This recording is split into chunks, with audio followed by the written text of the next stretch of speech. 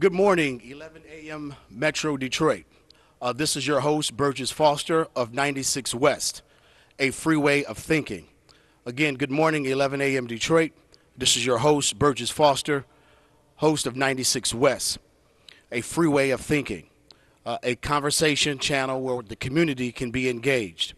Today, we have an amazing guest planned for today. Megan Conway is scheduled to be on the show. Megan is a biochemist. We were going to actually have a conversation about stem cell research, about breakthroughs in something called luciferase, and bioengineering of products, of agricultural products and things of that nature, as well as some of the advancements in the science to prolong our lives. She's running a little bit late today out of Ann Arbor, so she's not there. She's not here today. So in the interim time, while we are waiting for Megan to either show up or call in live on the show, we're going to have a brief discussion about what's been happening and trending in the news. As you all know, yours truly is a school teacher. I teach fifth grade at Duke Ellington. I teach all subjects, reading, writing, science, mathematics, social studies, English, the whole scope of the teachable subjects that students are just about graded in fifth grade, self-contained classroom. And so there's been a lot of hullabaloo or a lot of argument right now in Lansing as it relates to the Detroit Public School District. So right now we have a completed packages of bills that are awaiting the governor's signatures. Some of the developments, just to keep you apprised and aware of what's going on in the city of Detroit, in the metro region, is that there has a provision passed to try and curtail teachers from taking sick outs, so-called sick outs, when teachers call in sick. And then, like yours truly, I was named in a lawsuit by the Detroit Public School District because I took a sick day and decided to take my sick day and go and support my colleagues who wanted to protest the deplorable conditions of some of the schools that we had to work in. So there's a provision now in the legislature that's going to try and curtail teachers from basically taking vacation or sick days and then using them as they wish. I don't know how in the world they're going to be able to police someone who's taking a vacation day or a sick day and deciding to do what they want to do on their own volition. Don't know how they're going to do that.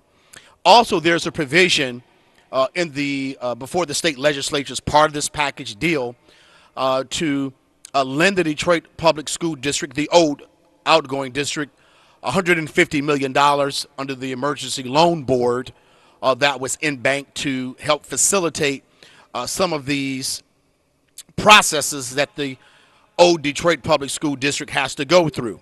Now, you heard Lamar Lemons, Mr. Eastside, Mr. School Board himself, former state representative, here say that this bill package also would mean the demise of the Detroit Public School District and the creation of something called the Detroit Community of Schools. Now, that means when the Detroit Public School District started, according to State Rep Lamar Lemons, over 175 years ago, that history will be lost because you would have a new entity called the Detroit Community of Schools. Well, I was in a conversation about this just the other day, and I don't see how or why that name cannot be changed back to the Detroit Public School District. I don't see why that couldn't be done, and I don't see how this bill package, although it renames the Detroit Public School District the Detroit Communities of Schools, I don't see why that cannot be changed back to the Detroit Public School District as a process to, name a school or to, say, reinvent yourself. Also, other provisions in that package is what do we do with these numerous teacher vacancies? There are numerous teacher vacancies now in the Detroit Public School District. And one way to handle them is the way that the school district has been utilizing, much like any other school district, utilizing qualified and highly qualified substitute school teachers. Now, for example, in order to substitute teach in the Detroit Public School District, one only needs to have maybe a year or two of community college coursework or university coursework because you're a day-to-day sub and the regular teacher would be returning, whether that's a long-term teacher that's missing a couple of days or a regular teacher that's missing a couple of days. However, the state legislature wants to, I guess, have a provision for these non-certified teachers because they are non-certified. They are substitute teachers. Now, you do have substitute teachers that are certified, but they're talking about non-certified long-term subs. So, for example, you have a fifth grade class. You can't find a certified teacher in the state who wants to come to the Detroit Public School District. That's not hard to believe. It's really hard attracting talent and retaining talent in a school district that is looking down the barrel of bankruptcy, who is in the middle of obfuscating, confusing, contentious debates within the state legislature to just get funding so that it can operate through the summer and meet payroll so that teachers don't have to work what they call payless paydays.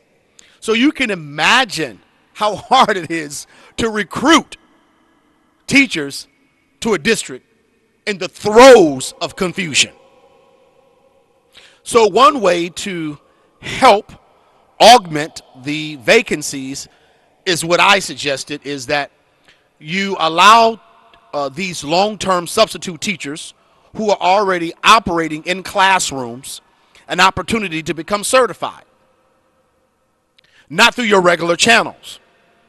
If you have someone that has a teachable degree, that's a degree in history, political science, biology, chemistry, mathematics, English, etc., teachable subjects, we're not talking about those with a degree in criminal justice.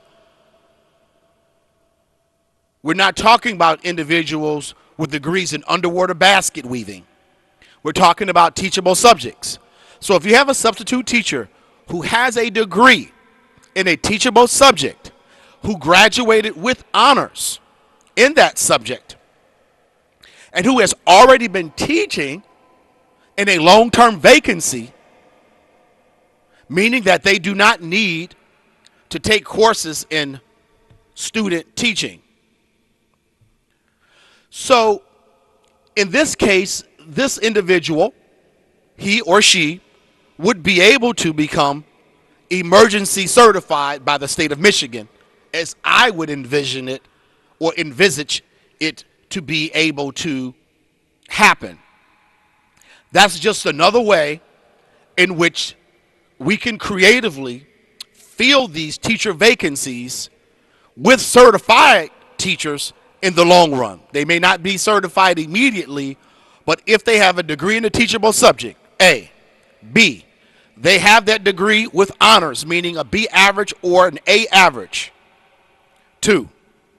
And 3, they've already been teaching in that classroom for, say, 6 months. That person should be emergency certified without a doubt. Most of these, all of these non-certified long-term vacancy substitute teachers currently working in the Detroit Public School District are dues-paying members of the Detroit Federation of Teachers, like yours truly. I was not certified, although my degree in undergrad was social studies education. I looked at my transcript and I saw that I could graduate with less debt, but if I wanted to stay in and become certified, I would have to stay in school another 6 months to a year to student teach on borrowed money, and I wouldn't be paid. I just couldn't see that happening. So I took my degree with honors, cum laude, in American history and political science. So yours truly fits the model or the paradigm that I just discussed.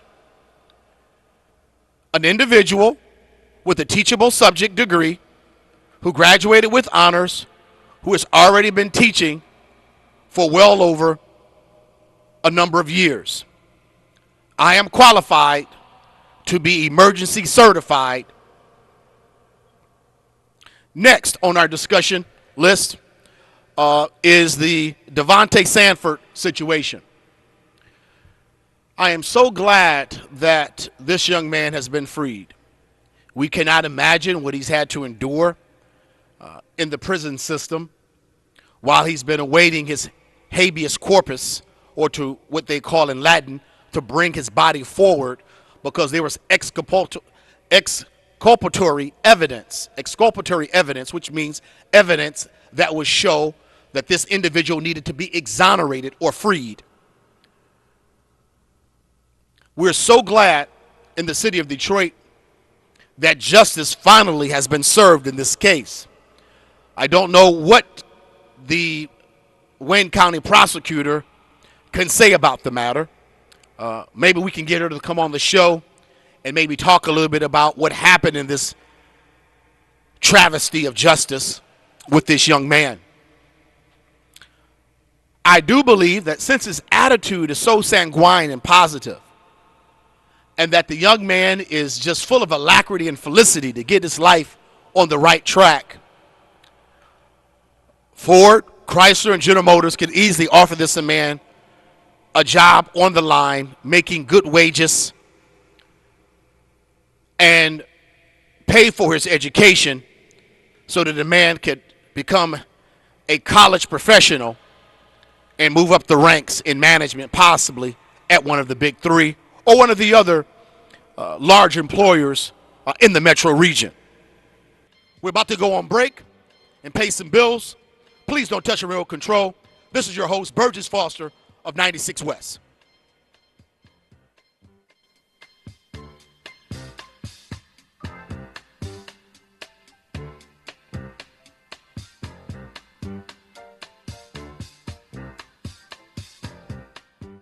Vote Burgess Foster for State Rep. District 3, August 2nd, 2016. As a state rep, Burgess will hold crooked principals accountable in the Detroit Public School District. He will fight for prevailing wages. Burgess Foster will use his creative ideas to draw businesses that are not currently located in Detroit. Burgess Foster will be an employee of the people. He has taught as a school teacher, a college professor, born and raised in Detroit, and a graduate of Southeastern High School. Vote Burgess Foster, State Rep. District 3, paid for by the Friends to elect Burgess Foster. Vote Burgess Foster for State Rep. District 3, August 2nd, 2016. As a state rep, Burgess will hold crooked principals accountable in the Detroit Public School District. He will fight for prevailing wages. Burgess Foster will use his creative ideas to draw businesses that are not currently located in Detroit. Burgess Foster will be an employee of the people. He has taught as a school teacher, a college professor, born and raised in Detroit, and a graduate of Southeastern High School. Vote Burgess Foster, State Rep. District 3, paid for by the Friends to elect Burgess Foster.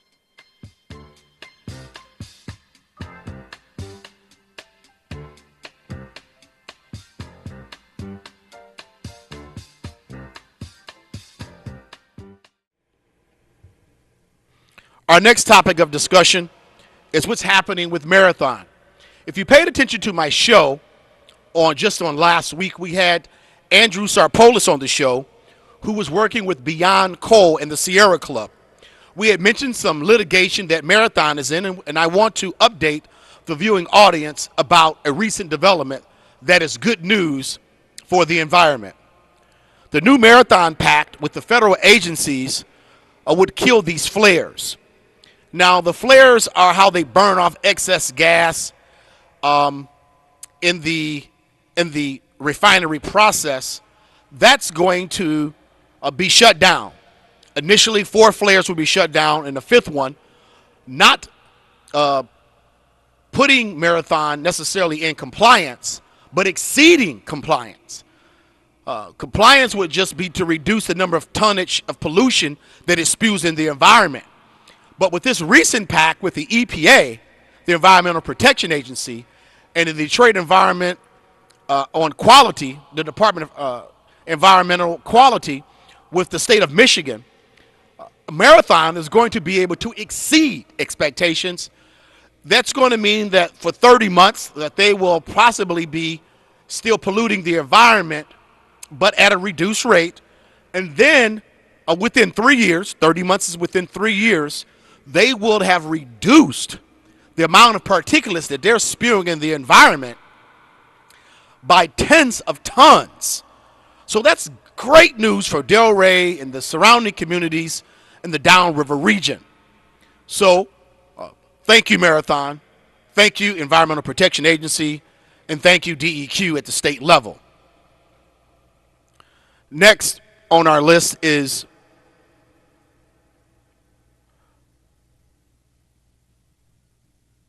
oh, wow. It says here that the Michigan's Big Three schools bolster Detroit's reinvention. The Big Three schools, that would be the University of Michigan, Michigan State University, and Wayne State University. These are what we have described in higher education as Carnegie, C-A-R-N-E-G-I-E, Carnegie Research One universities. There's different tiers of rating universities, but Carnegie Research One is the top of the line.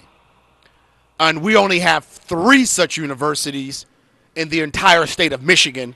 And those, again, are the University of Michigan, Ann Arbor, Michigan State University, and Wayne State University. And that they base that on how many volumes of books are in your library, how many PhDs you have on faculty, and how many millions of dollars do you expend on research and development across many disciplines, from engineering to chemistry, all of your applied sciences mostly, and some social sciences as well. They do research in those subjects as well, but it's more qualitative, and they can subject their data to statistics, which would then make their findings quantifiable.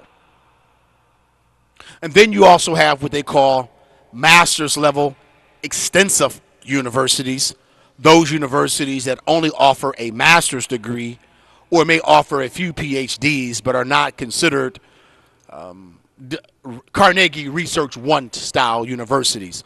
So the University of Detroit would be a master's extensive university, or just below the Carnegie Research One brand. And this article in the Detroit News is talking about how universities, as we have been knowing for the last 10 years, research have shown that when the campuses and surrounding communities of universities are engaged in a town and gown, they refer to such relationships as town and gown. You know, the local town, the local city, and gown, meaning the university where people drape or don the robes at graduation. When that relationship buds and you can develop, say, startup companies, you can encourage a higher participatory rate of attendance and graduation. And if those individuals who graduate then stay in the area, whether they be millennials or not, millennials are those individuals who are between the ages of 18 and 30 or 18 and 35. These millennials then act as agents of economic vitality.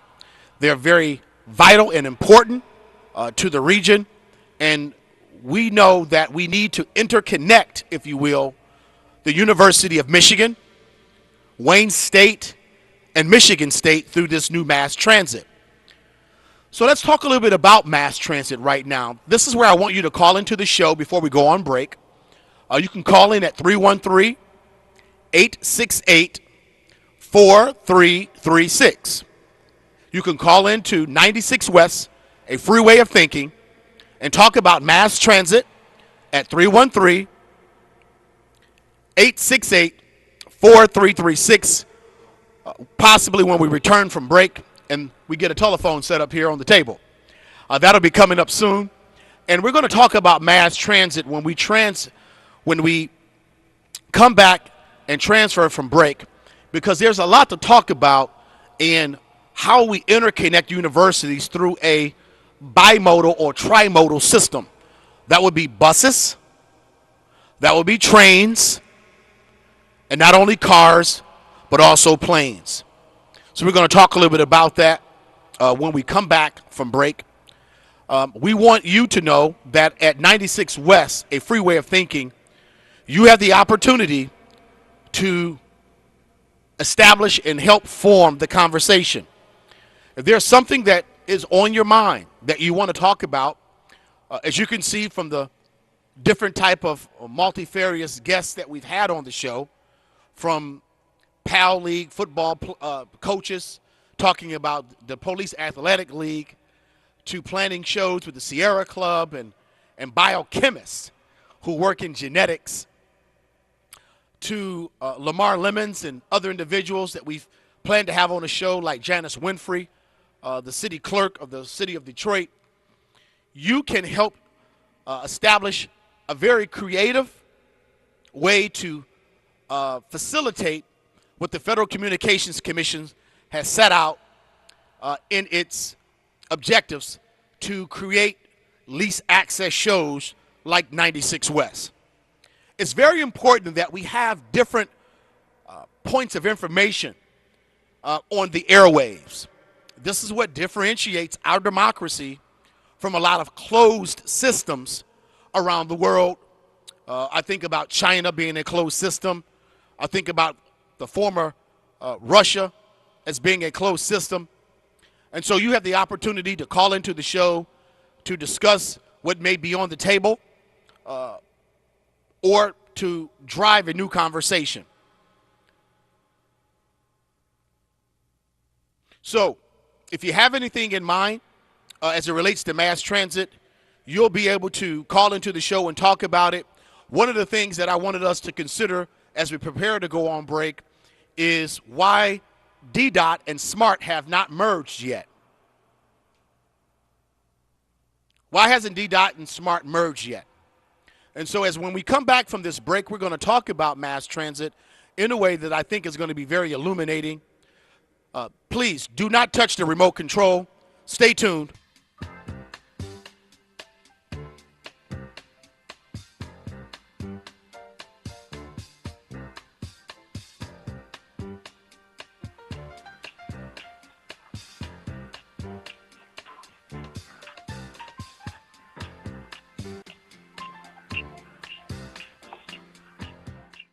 Vote Burgess Foster for State Rep, District 3, August 2nd, 2016. As a state rep, Burgess will hold crooked principals accountable in the Detroit Public School District. He will fight for prevailing wages. Burgess Foster will use his creative ideas to draw businesses that are not currently located in Detroit. Burgess Foster will be an employee of the people. He has taught as a school teacher, a college professor, born and raised in Detroit, and a graduate of Southeastern High School. Vote Burgess Foster, State Rep, District 3, paid for by the Friends to elect Burgess Foster.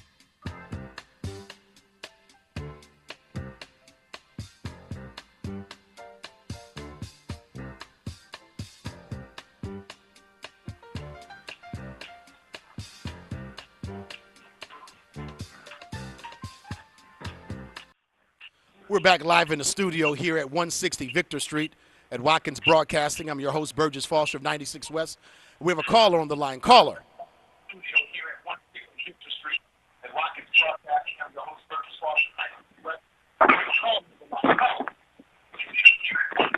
Are you ready for me? Yes. Yep, okay. My thing about this mass transit thing? Yes, we're talking about mass transit. I'm old enough to remember when Coleman Young wanted to have mass traffic back in the day. And Reagan cut the money off, and we ended up getting the People Mover Circle. And they were going after the model in Disneyland to have a monorail. They'll go off the major veins: Michigan, Warren, Gratiot, all the way out so they have access to education and jobs. L. Brooks, Grand Dragon, the Ku Klux Klan secret. They said, no, not my taxpayers. as he hides behind the vanish of taxpayers, whether it's really racism, for opening jobs and education. Now, as far as an idea, why can't we have a new train system that rides twice the street level to go over traffic like a barge, straddling over the traffic, not just going to a neighborhood for Negro removal as we build a railroad that only goes to Tech Town, and it be protected by the gun and the rifle that they shot the buffalo 200 years ago from the train. This is Negro removal, so it is so far right now. So we're going to deal with your question. We're going to deal with your question right now. The caller that called in just now had made a couple of, we know, generalizations, but he also spoke specifically about the initial design of the People Mover. Everyone understands that the People Mover was a failed project. The People Mover only loops in a 2-mile circle. It does not go anywhere near major jobs, any factories. It does not go into the heart of the city of Detroit, into our communities and neighborhoods. It doesn't even go, even the M1 rail is even going to be limited in that respect. And this is what I'm talking about when we speak about mass transit and our designing of mass transit. Sometimes we have to consider that the way that Detroit is treated with mass transit is to somehow throw some dollars at a project so that we can have some type of pork barrel projects going on in the city, but they're not designed well enough to really give the citizens of the city of Detroit and the folks in the metro area a real competitive advantage. So, for example, when this M1 rail is finally complete, when we finally figure out how to merge DDOT and SMART, all of these systems need to be interconnected, meaning that there should be one regional bus system. Now, I call such a regional bus system DART, D-A-R-T, the Detroit Area Regional Transit System. And that system, because as you know, I'm running for state rep in District 3. Yours truly, Burgess Foster, is running for state rep in District 3 to go to Lansing. Hopefully, folks send individuals to Lansing that have some type of panache and creativity. And so this is one of my ideas, is to merge DDOT and SMART. Now, that in itself is not original.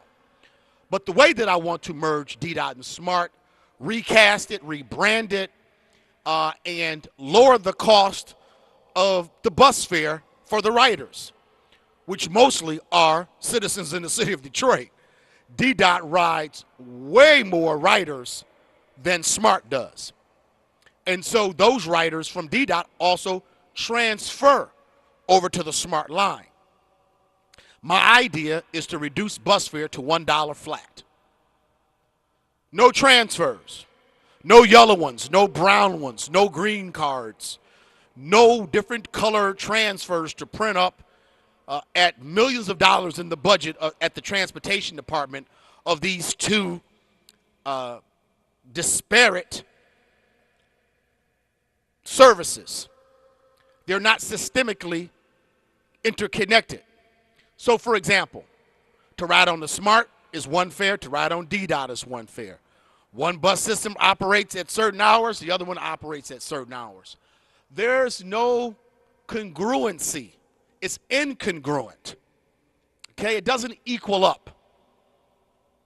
So what we need to do is have a mass transit system in the city of Detroit that interconnects and merges DDOT and SMART, forms a new entity called DART, Detroit Area Regional Transit, where the bus fare is lowered to $1.